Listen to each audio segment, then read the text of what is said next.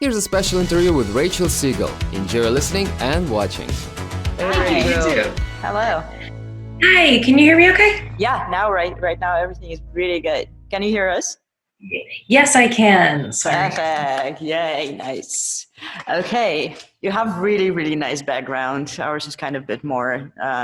Oh, I just moved into a new spot. Like, go back like 3 weeks on my videos. I totally understand. My old place had no windows. I had no light. So this is a wonderful new Yeah, background for me. it looks really good, especially now with all the like crazy Zoom calls that we're all having. Like Yeah, honestly, like I have not been prepared to leave my whole life online, even though being seems about right. But yeah, we have been actually talking quite a bit on Twitter because I usually manage Guarda's accounts. Like right now, there are more people doing that, but we kind of like exchange comments sometimes. So it's been a pleasure to de-anonymize finally. Hello. Hi, absolutely. I know a lot of people tag you guys on my questions, and when I post Twitter. Sorry, I'm like phrasing that wrong. When I talk about different wallets and non-custodial options, a lot of people tend to tag you guys. Oh, this So I've is seen it pop up a lot like that. this is really good to hear. Actually, like right now, I think that actually the discussions about non-custodial, custodial, and like self-custody in general have been going quite like actively on Twitter.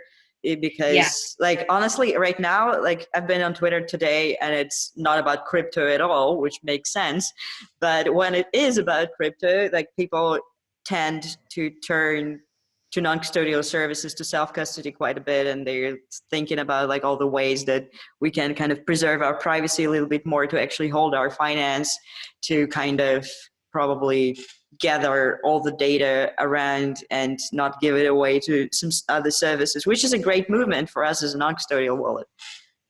No, absolutely. And I think that the conversation's been a little bit louder about non-custodial options since Coinbase has been going down more frequently Yes, with the heavy price movement. Yeah. absolutely. You're still going out with the error, right? Okay, error code 502. Um, so yeah, I've had this fun thing on Twitter where I'm dating various, malfunctions in products. So it was Coinbase error code 502. He's here nor there. He'll come back when the price is right. And the BitMEX investigation. No, I moved on to the BitMEX investigation. Okay, I'm sorry, RFO too. That's like probably it feels bad now. It feels lonely. Funny, it's a good take on it. But it's funny. So I was tweeting about the error code 502 and what happened with Coinbase a few weeks ago, which is basically like whenever we see a big upswing or downswing, Coinbase freezes and doesn't allow users to take their funds in or out. But I tweeted about it, and it's now been mentioned in 2 different Forbes articles. So I tweeted one of them today, and I thought that's cool as well. Just the way that Twitter sort of gives you a larger voice, I think is really interesting, especially within the cryptocurrency community. True that, yeah. Like I saw that joke been mentioned quite a bit, just generally along Twitter, and so like yeah, it's a good time for non-custodial services too. So when it comes to our conversation today, I kind of wanted just to keep it like friendly and discuss all the things about crypto that we know, and kind of all the space, how it goes right now, how you started out in cryptocurrency, which is pretty exciting because honestly, like your show and you as a personality, it just it's super active. You have lots of people following you. You have lots of comments all the time. You've mentioned in Forbes articles, which is pretty great. And it's just generally interesting how can a crypto personality kind of develop? How did you grow to this? What was your way? What did you start with? What's interesting for you right now? So probably we'll just like kind of friendly talk our way through. Great. Sounds good. Okay, that's it. Yeah, Then sounds good to me. my friend here and my colleague here will edit it out to look good afterwards. Here he is. You've been talking to him exactly. Yeah, my name is Vlad. Nice to meet you. Because here's a technical support, yeah. So okay, let's start with probably let's kind of have some like kind of an icebreaker and just tell kind of something that interests you the most right now in the crypto space that you've been really following and that seems like pretty exciting? Except the code 502 error and Yeah, Bitcoin. so things that I think are exciting in the crypto space. Something that like just anything. Yeah, pretty much anything. Just go with it. Um, okay, well, something that I've been really excited about in the crypto space in terms of monetization in the content sphere is monetization on blockchain-based social media platforms. So that's been something I've been heavily involved in over the last few months. Are these really interesting platforms that are geared towards content creators and really allow you to make a little crypto on the side. And I found them to be really effective. You know, I've made more money off Hive than I've ever made off something like Patreon. Yeah, I just wanted to mention Hive. It's been very, very active recently, especially like, okay, it started off with all this Reddit, Hive, like everything with, especially with Binance and stuff. It's been quite a topic. But right now, Hive seems like a very, very interesting platform for even for people who are not that integrated into the crypto sphere, but just want to create some content and probably have a little bit of crypto on the side to start off. What about like PublishOX, for example? This is a platform that's doing kind of the I same. have an account on PublishOX. I just feel like that the content on that platform is a little more serious. You know what I mean? So like I feel like Hive is a little more blog posty, and PublishOX feels more like I need to have some sort of like news resource. And I know that it's not necessarily used that way, but that's like the impression that I've gotten from it. So maybe I need to look more into it. But I've been pretty successful on Hive. You know, I've made what is the equivalent of probably like half a Litecoin to a Litecoin per week on Hive, which is a pretty cool thing to do, you know, just like sort of posting my videos over to there, as opposed to just using like platforms like YouTube. On Hive, I use 3Speak, which is an integrated video platform that allows me to post directly to the blockchain. So there are a lot of options there. And so there were a lot of social dApps that were built onto the Steam blockchain for Steemit that have now moved over to Hive as well. Okay, that's something pretty interesting. Probably we should kind of check Hive a little bit more because I've been writing for PublishOX quite a bit. Earned like $11 on an article. It was like success. Yes, I've made it. But probably Hive, yeah. It seems just more like relaxed. You're right about like the general idea. Probably it's more like sharing content than actually publishing something like big. Oh, what do you think about new Reddit cryptocurrency, by the way? I don't really go on Reddit. I think that, do you mean Reddit, like reddit.com? Is that what you're asking me? Yep. Oh yeah, no, they're just mean. I want nothing to do with them. So yeah, I stay away from Reddit. Like if you think Twitter is bad, you know. So I keep my distance. I've been working with Reddit, so yeah, I know that people are quite. I used to post on Reddit. Like, I'm not going to lie, Reddit got me a lot of traction in the early days when it came to like my Bitcoin music videos that I used to make. Like, they got a lot of traction on Reddit, but they also got like that swarm of negativity. So, so it's, yeah, here or there. I think that everything in Reddit pretty much works this way. You just get like a couple positive comments and then it's just a storm. Mm-hmm. Well, but I think that's just the specs of the platform, though.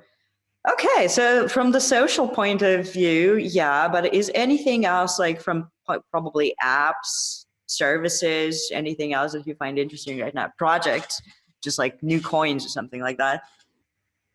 Yeah, I don't really do a lot of like specific token sort of talk. I'm more interested again in like what you said, like apps, projects, use cases. I think that there's like a lot of really great ways to earn cryptocurrency right now, and that's really become a big focus of mine. So like outside of just the social media ways to earn, what are other ways that people can earn cryptocurrency without really buying it?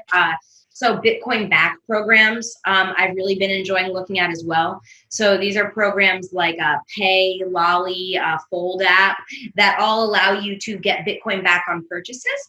And what's really interesting is that there are no limitations preventing you from actually using all three at the same time.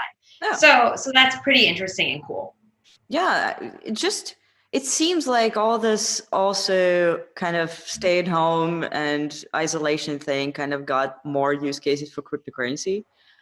It's been lots of new projects kind of popping up, and especially with the cryptocurrency being used in the real world, with purchases, with probably like, yeah, earning crypto without actually purchasing it, and probably some giveaways and stuff like this. You just did a giveaway with Cake Wallet, right? So Monero is something that you're looking in as well. Yeah, and Cake Wallet is an awesome application for people who are interested in getting involved in Monero. So that's really why I support them, because I know Monero can be really difficult to use. And some wallets that hold Monero, like not strictly Monero wallets, but wallets that hold a variety of cryptocurrency, it can take forever for you to actually access your Monero at times. So like I know that there are some that need to scan the blockchain over and over because of the privacy, and it needs to like wait and scan the address to make sure that something's there and it disappears. So sometimes that process can take a while. But Cake Wallet is great for a Monero based app if you're looking for like privacy coins. But yeah, I give away Monero, I give away Bitcoin. So pretty much every month I give away both at least one Monero and like $100 with Bitcoin. I'm actually going to be doing more of that soon. I got some new sponsors for giveaways, so like I'll be able to give out more cryptocurrency on my channel, which will be fun. We should do it together with Guarda too. Why not?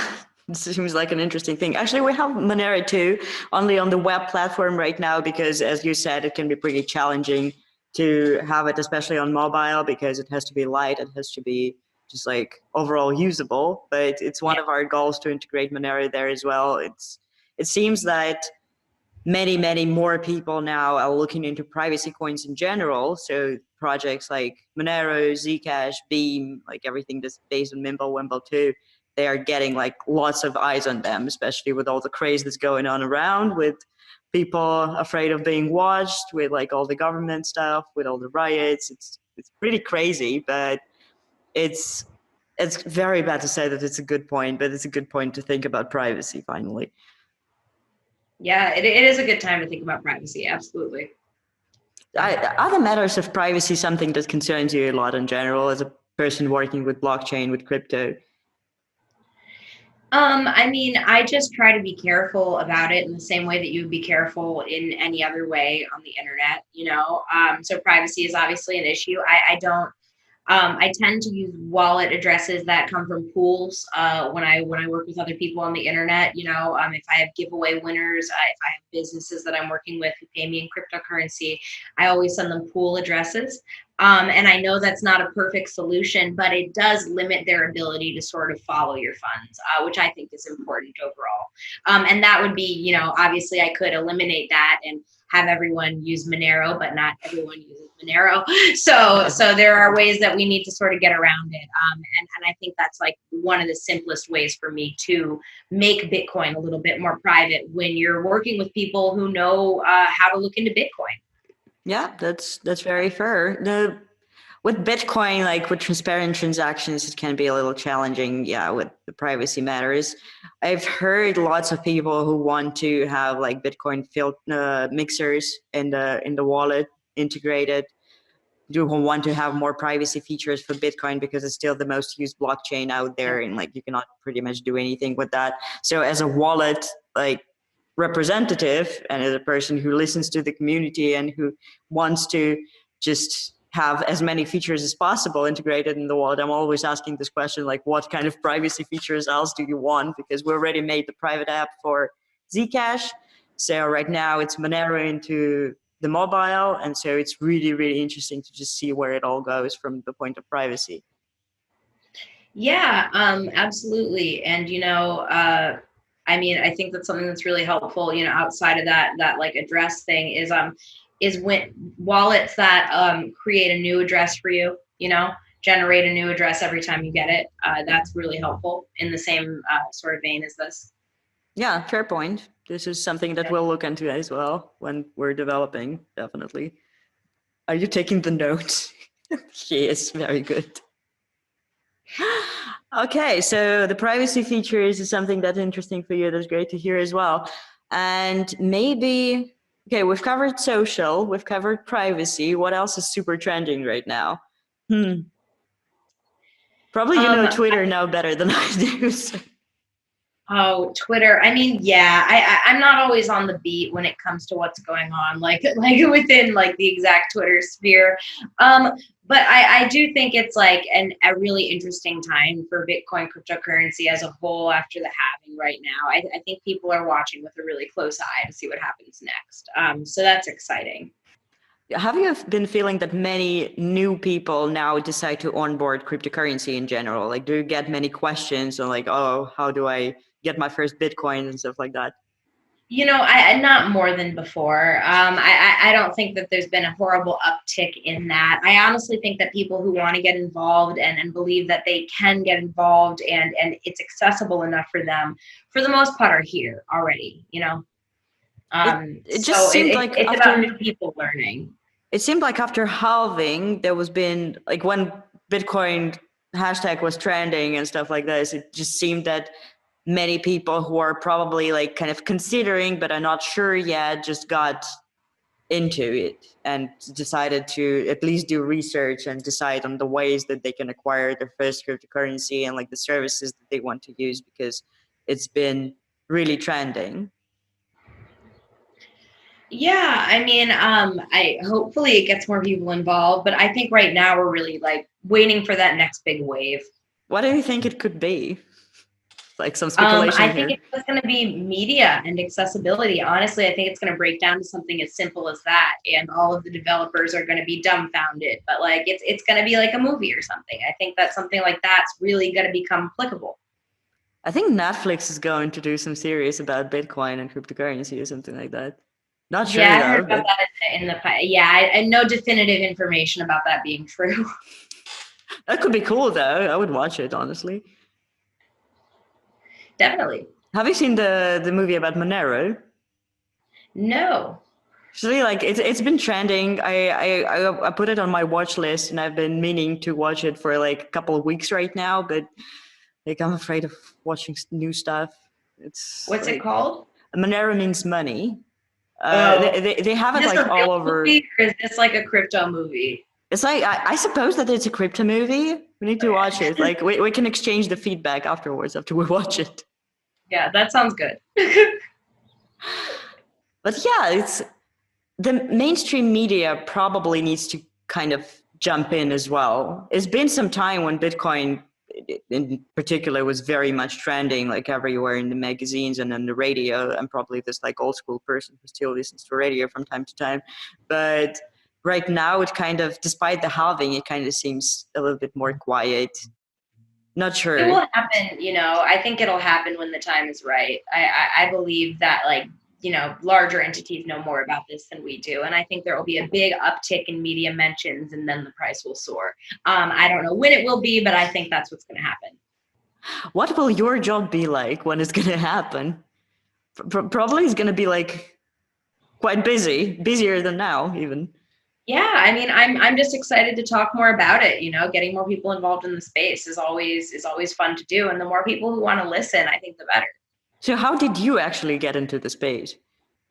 I have a mainstream production background. I used to work for the Blue Man Group. I used to do theater. I worked behind the scenes like Lion King, Wicked. I used to work in those warehouses. Whoa. And then I did commercial production. So I worked for places like HPE and Weight Watchers. The job at the Blue Man Group was by far the longest. I worked for the Blue Man Group for a little over 2 years. And I made friends in the mainstream production circuit. And they had a cryptocurrency YouTube channel and they just introduced me to it. So the media end and the content end is actually how I first got involved in cryptocurrency. Okay, so it wasn't some kind of like financial research, some kind of like seeking for alternative. But the content side is great. Like honestly, I did it the same way. So like I got asked to write about Bitcoin and I was like, okay, what is it? Like start Googling. And it's a great way to just gain more knowledge and to kind of like get more insight than just jumping in and buying right away. Like do your own research really works. I agree. So how is the show, the content going right now? Like what are the directions? How is it going? Is it more viewers right now? I mean, it's been going great. I think that it's just about like getting the same sort of audience who wants to come and have these conversations on a weekly basis. But it's been going good. I think people are really interested in a new way to talk about cryptocurrency. And I think that that's really what I'm bringing to the space right now. So how does it differ from the ways that we had before? I'm talking about the community from a sociological point of view. You know, I don't do technical analysis. I don't do charting. I don't make price predictions, but I talk about the way that the community affects us as a whole, and how we can start to perceive cryptocurrency from the outside in. You know, I really love getting newcomers and new kinds of people involved in the space. But I also hope that I'm speaking to people who've been here and may have not considered the language barrier, or the barrier in distribution when it comes to exposure and getting people involved. So I hope that people are sort of taking that away from what I have to say, on my YouTube channel, on Twitter, basically just reiterating, like, we need to focus on everybody, and there needs to be a new way to do that. That's a great point. Like, the community is probably the biggest thing that gets crypto going. So talking about the community, talking about the community members who are very generally like versatile and who are like coming from different backgrounds, like even us right now, which speak from like totally different parts of the world, which is amazing, and talk about the same thing about cryptocurrency, about blockchain. This is very important. And probably, I actually never considered language barrier is one of the things, despite the fact that I'm a linguist, actually, like, so it should kind of specialize in languages, but it's been like, we try to make all the text kind of generalized and simplified to kind of not have this like language gap or like misunderstanding going on, which is obviously, it's very important in marketing, because like all the people need to understand what you say. But when it comes to the community, have you had any interesting like stories about language gap or about this like barriers and cultures in the crypto space? I mean, not specifically, but I do think that it's important to look at, and this is something that I've consistently reiterated, is that our minds work differently. You know, there's a lot of back and forth conversation between, we need to make it easier and it's already easy. Like, I don't understand it. Well, that makes you dumb. And like, that's ridiculous, because people's brains just work differently. We have different skill sets. We're good at different things. And we function in different ways fundamentally. And not everybody's going to be so incredibly mathematically minded or technically minded to be able to understand concepts like blockchain technology. These are difficult concepts for some people whose minds work differently. And so we do need to figure out what language gets them involved, and what language provides accessibility and inclusion for them. Have you been considering like getting some like multi-language probably channels and creating content in collaboration with people from like different cultures, different communities, different language areas? Yeah, I mean, I know that there are a lot of channels out there. I know I have a few friends who have channels that are in Spanish as well, and so they have a different subset of the crypto community, which is pretty cool. But even more than that, like even within like, I guess the languages that we speak, like English, etc. It's the words that we're using, you know, the words that we're using and the way that we use them. So I'm sure as a linguist, you can like appreciate that as well. But I think it really does play into the perception, and the way that people think about cryptocurrency. Yeah, that's true. And the concepts can probably differ a little bit because, like, of course, English is your native language. It's partially my native language, but it's kind of, sometimes it can be a little bit more challenging for a non-native speaker to kind of comprehend the concepts and just get them together, even not like comprehend on the level of just understanding the basic thing, but kind of like forming the whole idea, probably just like getting this like perspective on what's going on in general. This is a great point. And yeah, so talking about cryptocurrency community as like a social phenomena, it's interesting to see how it works together in some cases. Like in some cases, it just argues together, it seems like in Reddit. But it's interesting to see people united and get excited about a particular thing, like all as one wave. Sometimes, like it happens with privacy, like it happens with self-custody, like it happens like even with a taken project, like with Mhm. Binance or like with BNB Coin. It's just like good example that I have like right today.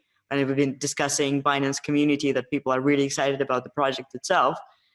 And is there probably something like this for you as well, that you're like an integrated community member of, and you just kind of have the connection to all the people around?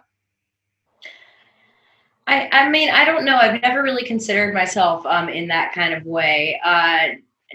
No, I guess I don't really know. You know, I have community connections. I have communities that I interact with. Obviously, like I interact a lot with the Digibyte community, the Hive community. You know, places like that. But overall, I talk to everyone. That's sort of my sphere. I'm not really embedded in anything. No, that's a good thing though. It's like sometimes it's better not to pick the sides. The Gigabyte community and the Hive community are also very active. They're Also, great. Yeah. Ravencoin, they're amazing. They have like lots of discussions going on all the time, and it's pretty exciting to see these communities grow, because like 3-4 years ago it's been so much smaller, and now they just have new members, and it's the friendliness and the openness probably that gets them this thing. So we just probably need to be more friendly to each other. This is getting very philosophical here. Yeah, I agree with that. Okay, so not getting too deep into the philosophy, because I get a little bit carried away sometimes. This is a bad thing. Talking about coming back to our sort of interview, sort of friendly chat, is there any other things, any other projects probably that you can emphasize so we can kind of go along, talk about them? I don't know that I have any specific projects. Like I sort of just wore them out. Like you know, Fold App, Pay, Lolly, Hive, all of those projects, which are what I'm focused on when it comes to earning cryptocurrency. Those I think would be the ones that I would really mention or emphasize. What do you think that wallets need right now? I mean, the non-custodial options and like sort of what we were talking about earlier, which is like what I would recommend is making sure that the wallet address generates differently. I think that's super important. But in general, just from the point of like adoption, from the point of ease of use, platforms, anything like that. I mean, I think that it should be fairly simple process of obtaining your private keys. But I'll be honest, beyond that, I think that the wallets function pretty well right now. I think that like as far as the UI and the UX, wallets are fairly simple to use. You know, it's a matter of like fixing up some of those like key features that might be nice. But Have you actually tried using Guarda? I have to ask this question. I have not. Okay, if you try, just give us feedback. You know where to find us on Twitter. Yes, I That would be will. exciting. Like I love just getting the feedback from all the people that I talk to. And it usually happens on the conferences though. Like, damn, I miss conferences. Yeah. Yeah, I know. I do too. Conferences were great. Yeah, have you been taking part in those virtual ones that's been happening Not around? so much, really, to be honest with you. I think they're cool, but also like I'm a content creator. I make videos every day, and it doesn't feel so far removed from that to me, you know? Yeah, it's like I have been attempting, because you usually like you just go, like you go to another country, you go hang out with people, like afterwards you just have a chat, and like when it's a video call, it's kind of like it's Yeah. just kind of, yeah, I can imagine how it is for you as a person who just makes videos all the time. It should be. Yeah. How actually No, did the isolation thing and like all the craziness influence your work in some way? I mean, not so much. I think things have more or less been the same as they were before that in terms of my work. Like, I don't really need to go out much aside from missing the events, which is obviously like a shame. So before, have you been traveling a lot? Have you been participating in lots of like meetups and stuff like that? I was for a while, but for the last 6 months, I've really just been in New York. There are a few local meetups, but more or less just staying there. I had done some traveling in the year prior to that, but when this all ends, I'm excited to maybe get to go out to some more. I don't even know when everything is gonna be back to normal. Like we're in Europe, you're in the US, everything is crazy. It's just like borders are closed. I have no idea what's going on, honestly. It's Yeah. been like a kind of bumpy start of the year. Didn't expect Absolutely. that too Yeah. much.